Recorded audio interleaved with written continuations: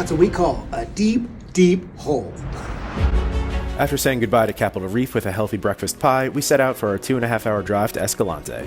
The majority of the drive is on Route 12, also known as Highway 12, a journey through time scenic byway, and it's complete with steep drop-offs, narrow exposed ridges, and some truly fantastic views.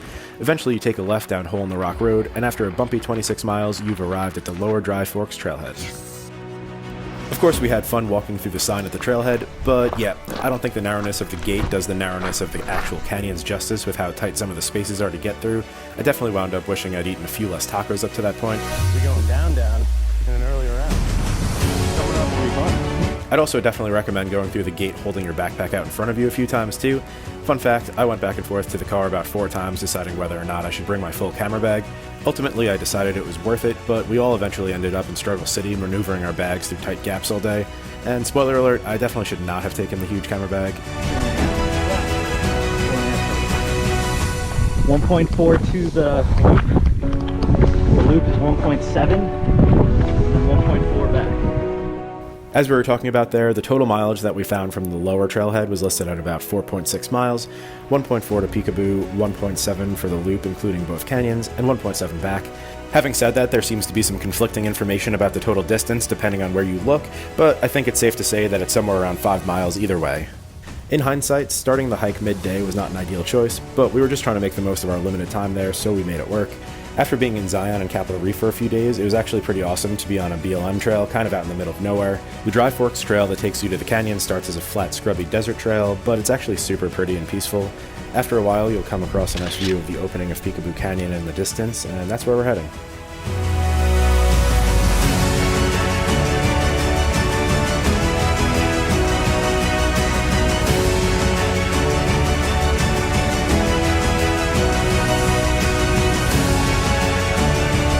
Eventually the sandy trail around the ridges turns down into the canyon, and there are a few steep sections, some down the rocky ridge and some on sand.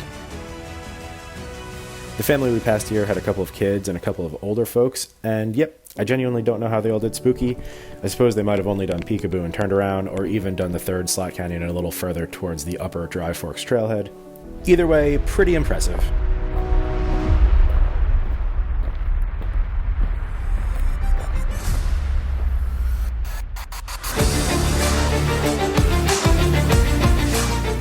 I will say that even knowing the mileage beforehand, the hike down to the slot canyons did feel pretty long.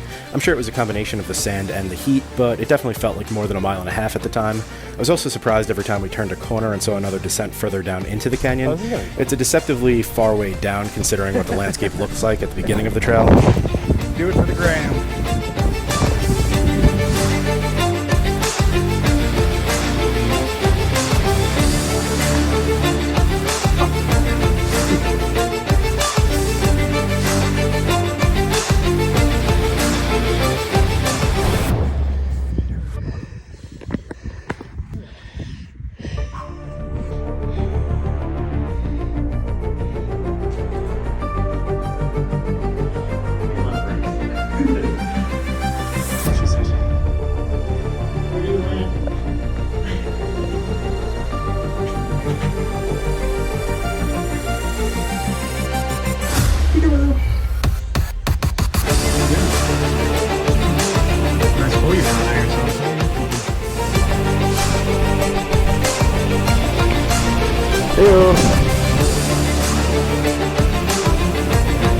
It gets real thin. Funny story about this section, I actually don't think it's technically part of the trail at all. Since I had a video from 3 different cameras that I was trying to cohesively put together in the right order, I got to this clip and didn't remember where it should go, but after looking at trail guides and other people's videos, I think we just went further into a really narrow crevice at the end of Peekaboo when we should have just climbed out of it earlier.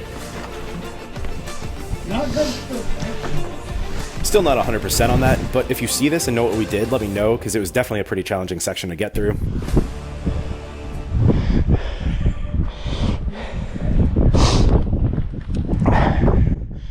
How the fuck did those old people do that?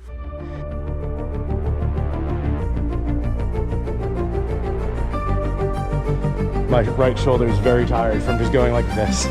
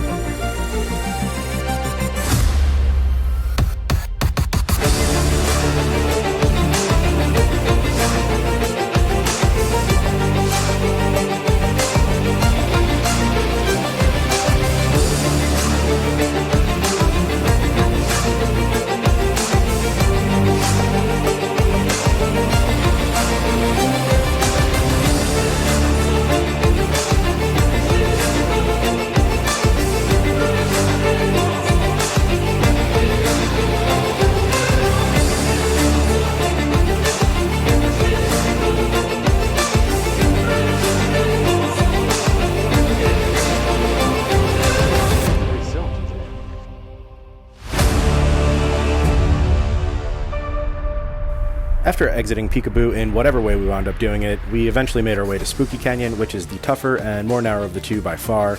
At this point, I took the GoPro off my bag since I'd be mainly carrying the bag in front of me or chucking it through tight gaps from this point forward. Not sure why I didn't just decide to hold the GoPro in my hand instead, but from this point forward, the camera work is pretty rough. That's my bad.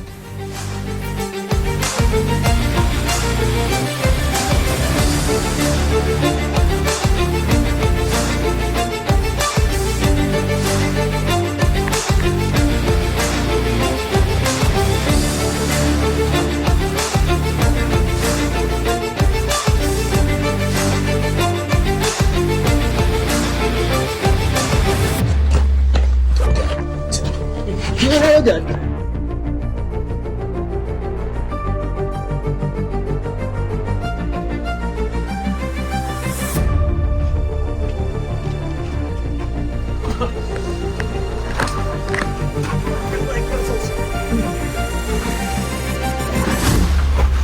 Here goes my bottle.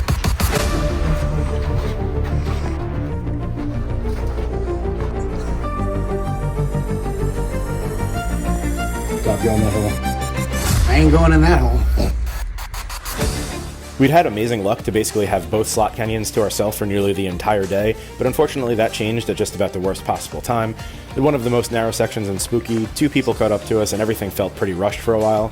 I'm annoyingly over self-aware of my surroundings and hate being in people's ways on the best of days, so I basically just stopped recording anything and focused on squeezing myself through the canyon until there was a spot that they could pass. Obviously, in a narrow space like that, you always want to be courteous to the other people hiking, but it's also kind of a bummer to not have clips of that cool part of the canyon. In any case, after they passed, it was smooth sailing for the rest of the hike, and considering that those were literally the only other people that we encountered in the canyons, I'd still say that we were super lucky.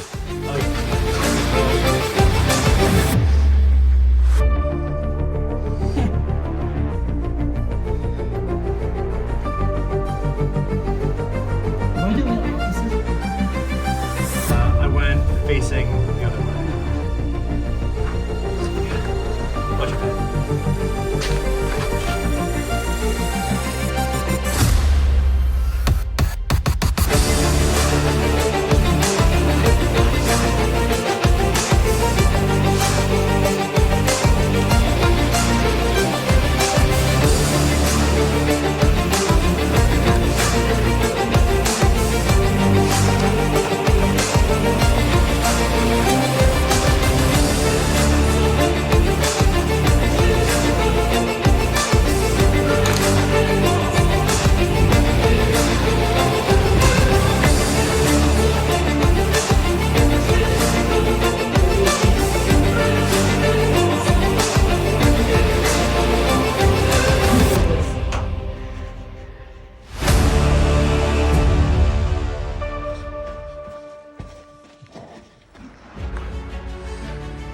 And just like that, we were out of the slots and back on the trail.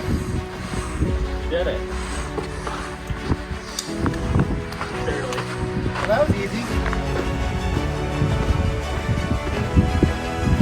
Let's go 1 to 10. That was a 9. Ah! Dob gave it a 9, and I think I'll go 9.5. The whole hike is beautiful, but those slot canyons are just so fun and unique, and they're just awesome. I didn't record much of the journey back to the car, but yep, all of those descents became ascents. Hey, Dom! It was still sandy, and it was still super hot. I was definitely wishing that the 3 unnecessary lenses in my bag were bottles of water on the last stretch back to the car, but we all made it back just fine.